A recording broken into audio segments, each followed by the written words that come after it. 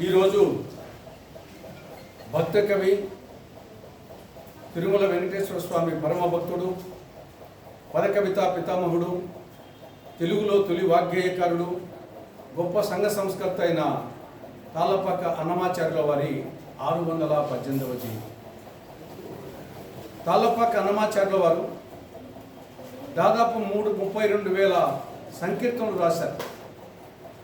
ఆయన సంకీర్తనలు దాంట్లో భక్తి రసం, శృంగార రసం, వైరాగ్యం, సమానత్వం, సామ్యవాదం, సంస్కరణవాదం ఇలా అన్నీ కలగలిపి ఉంటాయి ఆయన సంకీర్తనలు.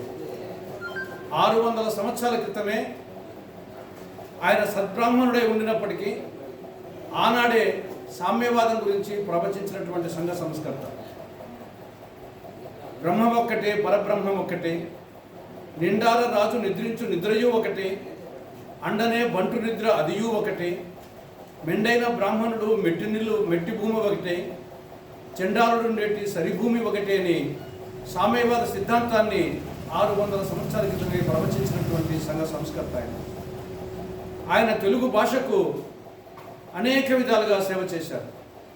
అలతి తెలుగు పదాలతో, లోకోక్తులతో, కడప మాండలికాలతో ఆయన సంకీర్తనలు నిండి ఉంటాయి.